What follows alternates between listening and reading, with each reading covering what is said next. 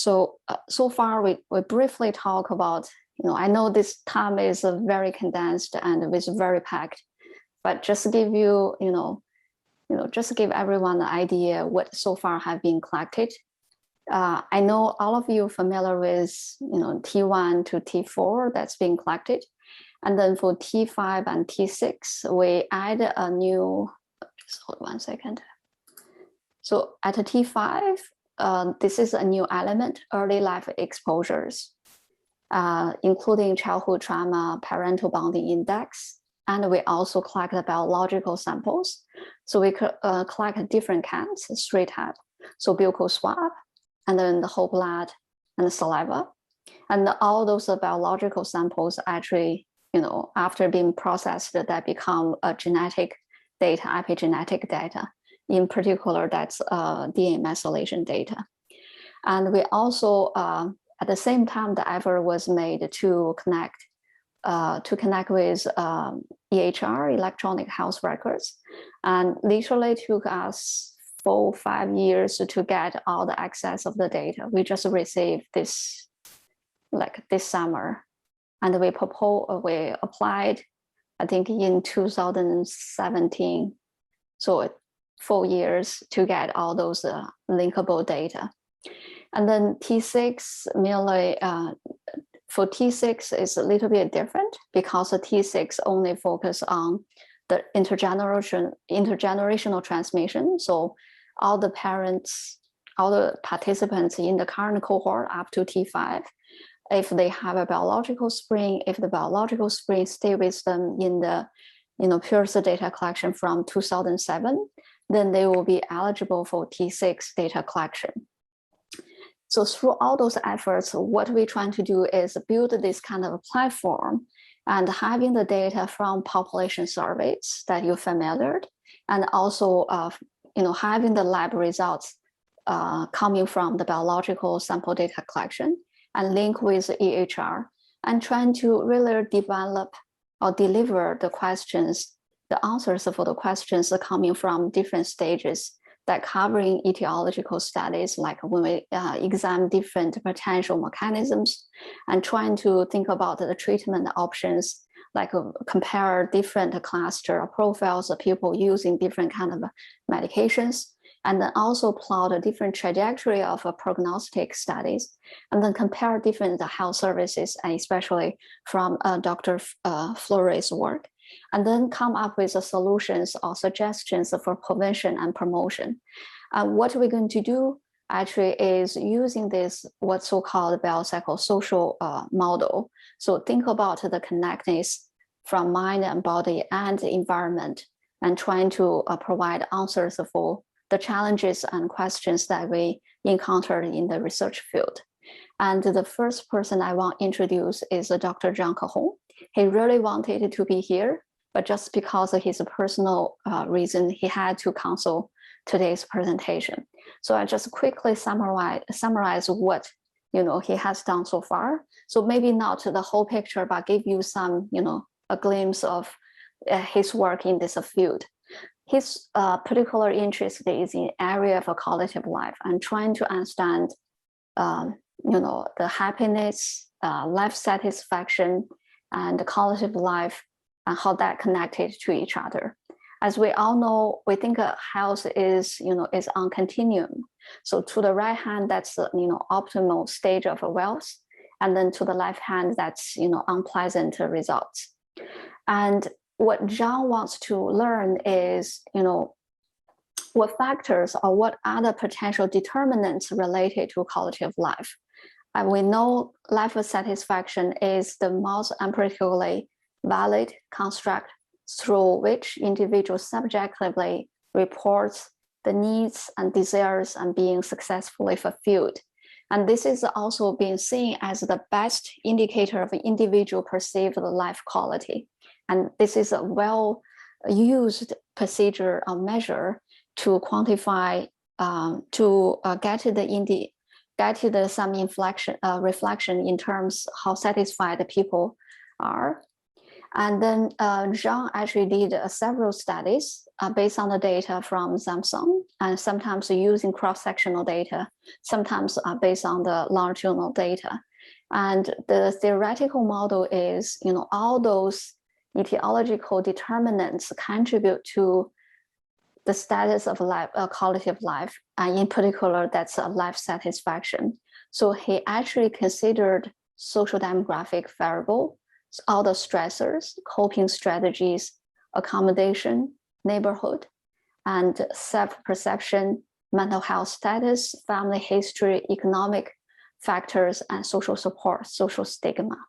And using this conceptual framework, he actually identified some important findings, and consistently with what you have heard so far, social support, stress, coping strategy showed strongest association with life satisfaction.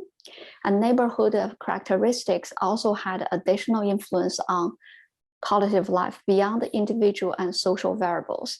And as Michelle just alluded before, no other cohort study could answer this kind of information, with this rich information or variables that have been collected.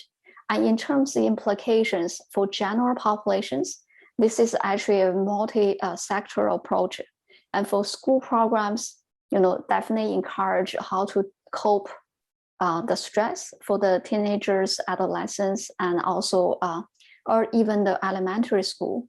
And then for the workplace, that's related to occupational studies. So then we have to encourage some stress reduction program, and also have to come up with some more what we think about in terms, provide more decision authority to the employees. And then for the neighborhoods, we want to build a warm social environment for people who actually live in the same neighborhoods. So strengthen social support, cohesion, that's become more important. And in terms of urban planning, that's related to geographic determinants. So they have to think about how to deal with those buildings not in a good condition, and also think about those families having a large, large size, and then also come up with policies that towards to reduce neighborhood crime rates. So that's the implications from his work. And also together with Dr. Fleury, they have a special work for those people with severe mental disorders.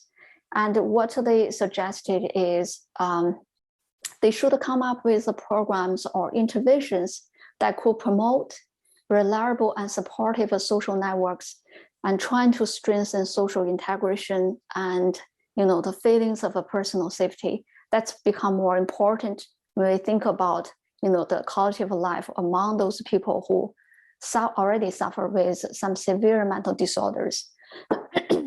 Actually, those the messages that I prepare for people come from different institutions, and if they want to develop a promotion or prevention intervention strategies for different target population. And also in their work, they suggest to have a residential services matching the level of functioning of the users. That's become more important. So the next important researcher in the group is Dr. Mahajusi Fleury. Her research primarily focuses on mental health services. And she is also one of the most productive researchers in the team. And as her field is focused on mental health services needs, so she compared the services that ZEPSOM participants receive in the last couple of years, using the longitudinal and also cross-sectional data. As you probably know, in Canada, we use what's so-called step care procedure. So all the mental health services being prescribed actually at the entry point from family care. So either the general practitioner or family physician will make a referral to a specialist. So the specialists, they come from mental health or other health care. So this is more, step care for mental health needs. And then for mental health, actually, it's more collaborative model. For patients, start with the general practitioner or family practitioner, general practitioner or family physicians, and then working collectively with mental health specialists, including clinical psychologists, psychiatrists, and also together with the case managers, including nurses or social workers, to deal with the mental health needs from the communities. And occasionally, they may also have to have additional support from mental health emergency department. So that's the collective care models. And in Mahajouzi's work, so she used what's so-called Anderson model. So decide all the factors into three categories. One is predisposing factors. The second is enabling factors. The third is need factors. So the need factor means when people have some kind of a mental health problems or behavior challenges, and then make them more likely to ask for help from professionals. And in her work, so she found that less than 1/3 of the sample reported consulting healthcare professionals for mental health reasons in the previous year. And just give you an idea. So for low-income countries, the percentage is 5, and then all the way up to 44% of in high-income countries. So we are about in the middle compared to those studies from different countries. And less than 40% of the individual had used at least 2 healthcare professionals, meaning that's the combination of psychotherapy and prescription of medications. And this is what we're seeing as the best available model to help people manage their mental health demands. And about 10% of the people require consultations with a psychiatrist, and those are referred to more complex, recurrent, or more serious mental health problems in the sample.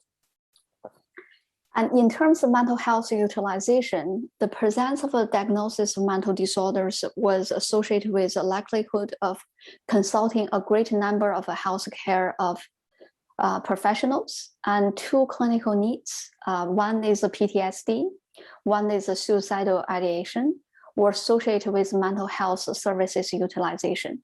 So those are the typical issues associated with more mental health use. And self-perception of mental health negatively predict a number of different types of healthcare professionals consult for mental health reasons. And this is also consistent with what we have learned from the literature. And in terms of recommendations, they would suggest to prioritize, develop more collaborative care models. So really, using the collective efforts from different bodies involved, including GP practitioners and also specialists, working with the case managers and trying to maximize the community power and to provide appropriate care for people who actually need. And we should suggest everyone with mental health problems also have access to family physician or GP, so then make them possible to access the further services down the line.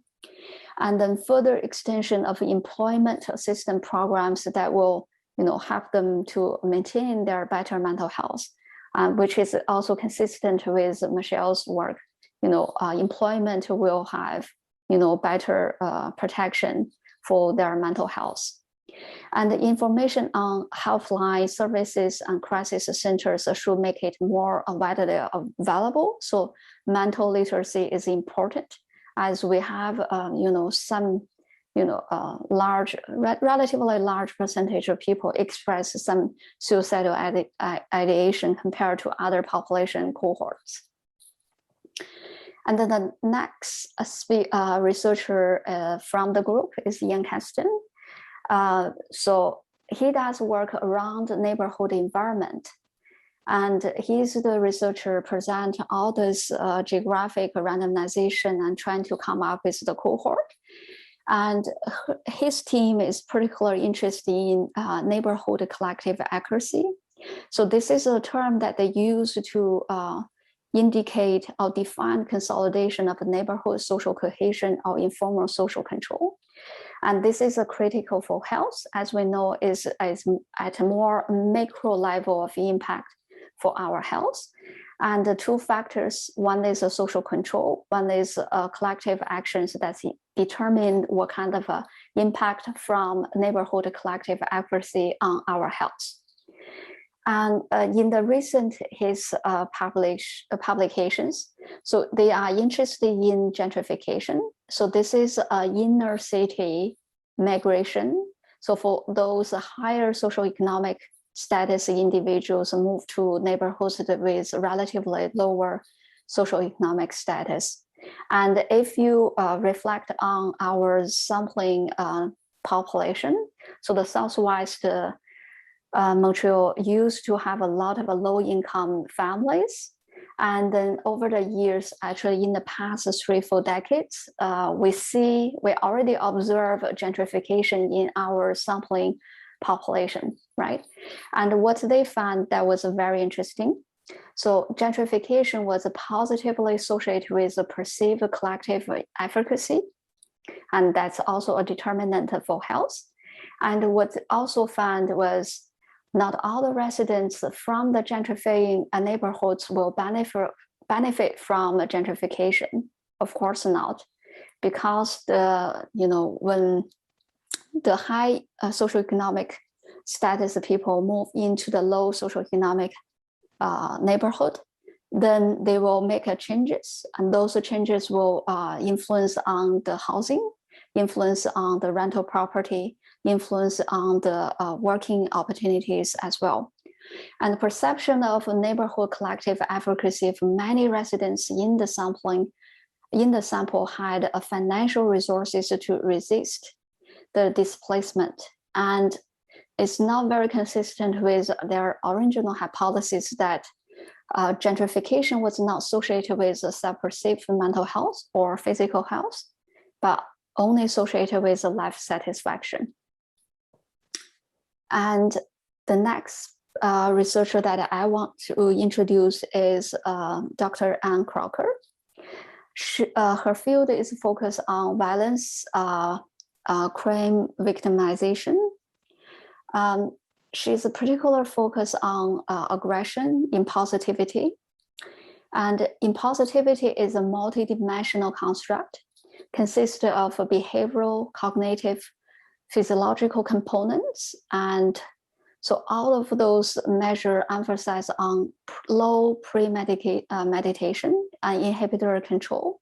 So we know impulsivity connected with various kind of health risky behaviors. And in their recent work, they found that impulsivity was not associated with gender, but correlated with aggression, criminality, and substance dependence. And impulsivity was also associated with antisocial behaviors, but that's no gender differences was observed. And what they suggest is maybe they have to look at other aspects of impulsivity, such as emotional regulation, sensation seeking, or risky impulsivity. That's already been evidenced in use samples. And compared to user samples, the ZEPSOM cohort is relatively older. So we have the cohort age from 15 to 65 back to 2007. So right now, the median age for ZEPSOM cohort is around 55 or 56. So we are dealing much older cohorts rather than those use samples. And then just give you another introduction about the our team member. So Dr. Rob Whitley. Rob is specialized in recovery, stigma, and immigrations. And one of his recent work is actually on immigrants. which is very unique because we never had other researchers target on, minority groups in the cohort. And what he found was all the immigrants in ZEPSOM cohort already established their life in Canada for more than 20 years.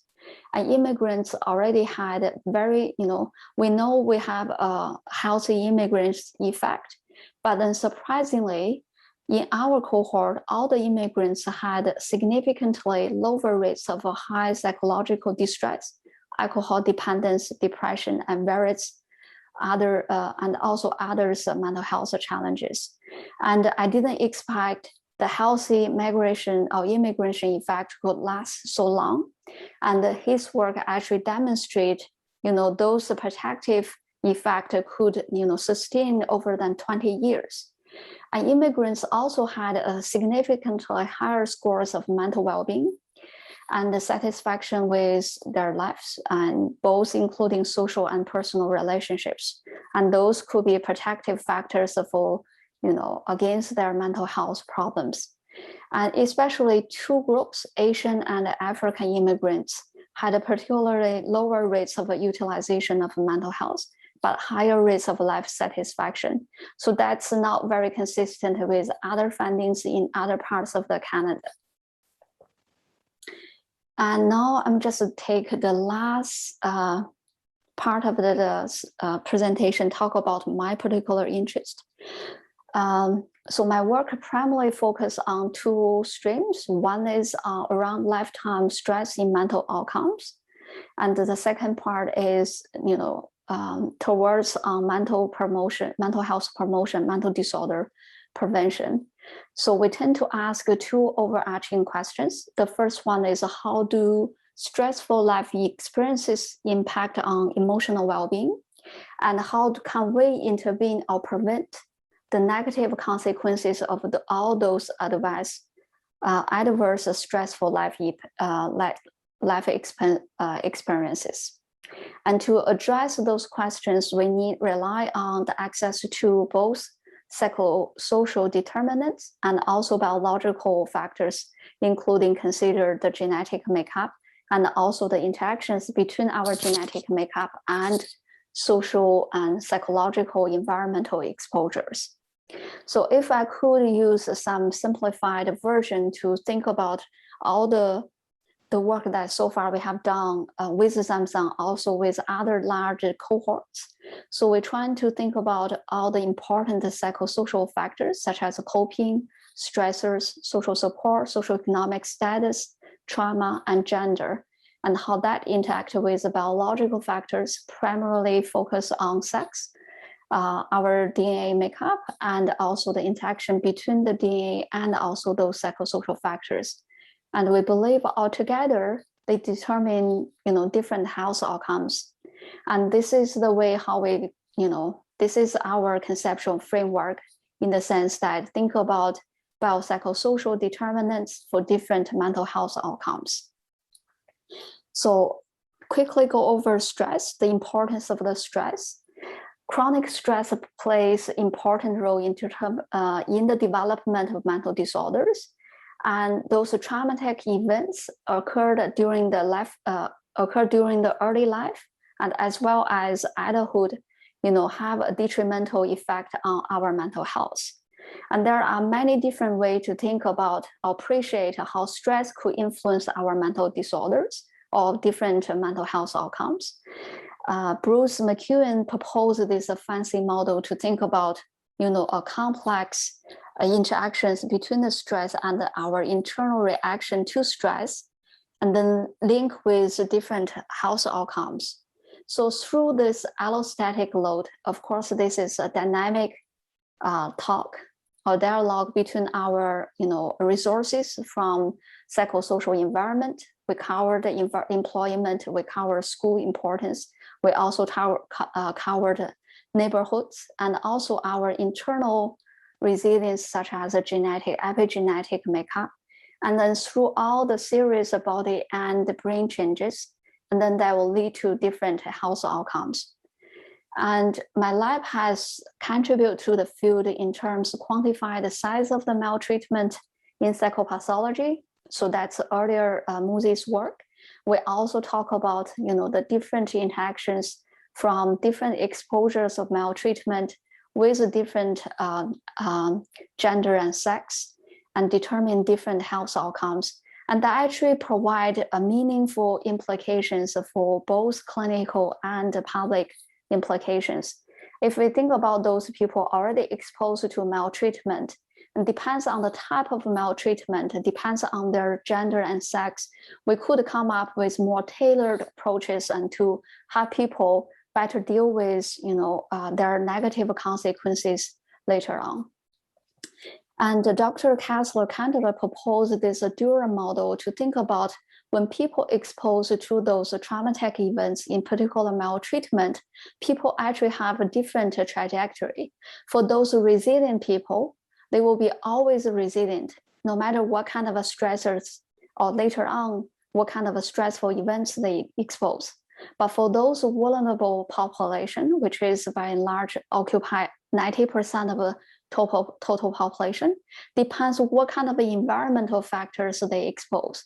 And they will have a different trajectory. If they expose to more stressors, which is consistent with what we've seen during pandemic, right? For those vulnerable population, when they expose to this acute pandemic outbreak, and then they have more mental health problems that we observe in the T6 data collection, a lot of suicidal ideations, a lot of substance use issues that occurred for those vulnerable population, especially when they exposed to maltreatment in their early life.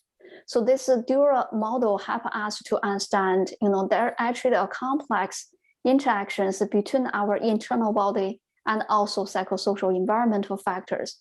Then we come up with, higher summary in terms of what would be the ideal targets if we want to promote or prevent, intervene the negative consequences of maltreatment. And we actually identify, very consistent evidence that you guys already talk about, social support, coping, that are meaningful to target as a population level to reduce the negative consequences of maltreatment. Then we try to switch the gear and not just satisfy with the connection, the correlation.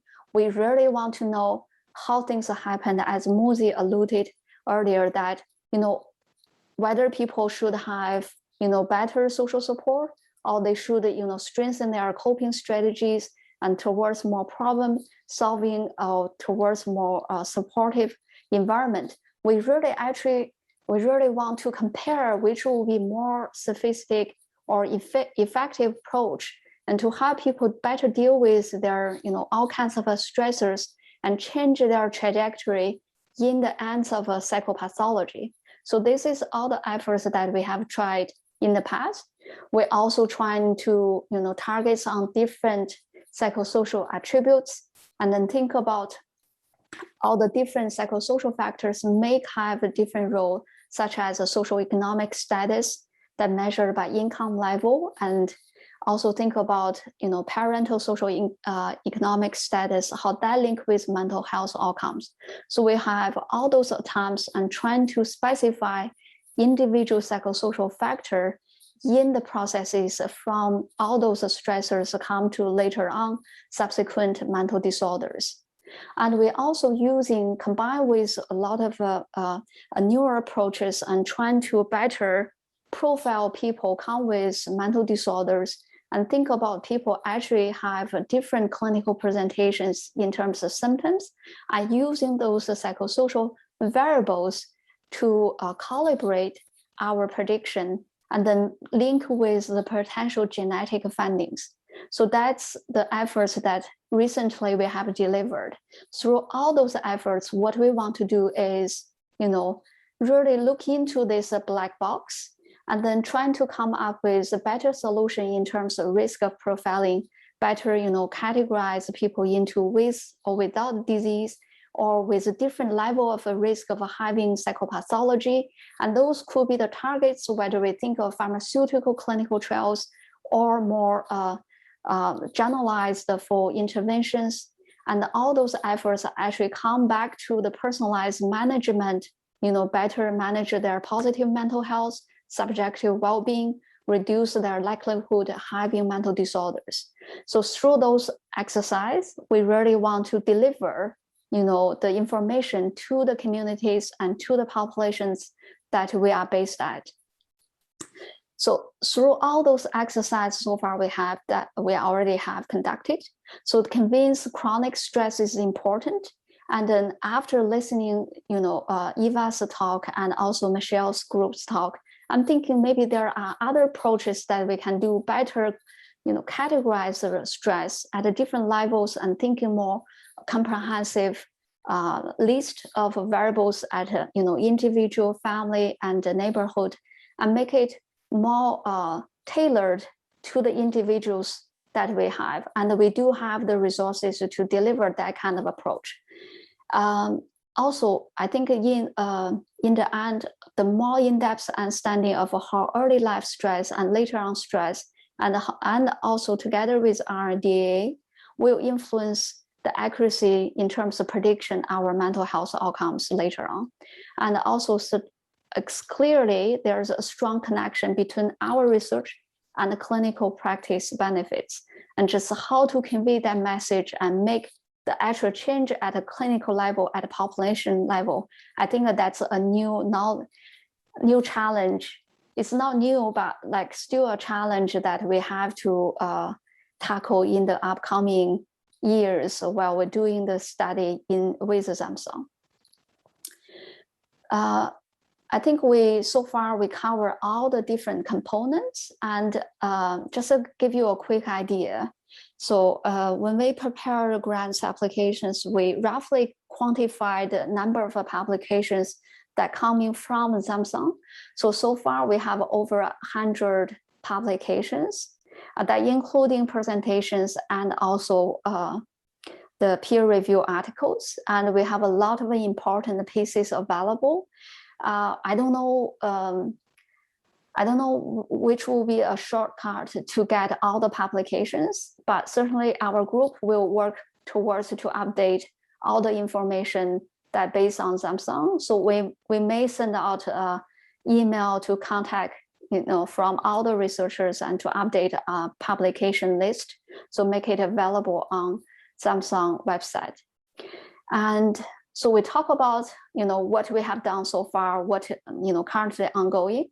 So just to give you some idea about ZEPSOM COVID. So we actually also propose to the two agencies this year for the COVID study, primarily focus on stress. As well, I didn't know a lot of researchers are still interested or still work with the ZEPSOM cohort. For the attempts we propose is trying to understand, how those pre-pandemic stressors change or influence people's mental health response during pandemic. So then certainly we're going to have new data collections during the pandemic if we get funded. So you will have new data about people reactions during pandemic, pre and post. Comparison will be available once those data are collected. And I would also take the time to thank you for your participation. And it's my honor, and I'm very appreciative to all of you present here and participate in this KT event.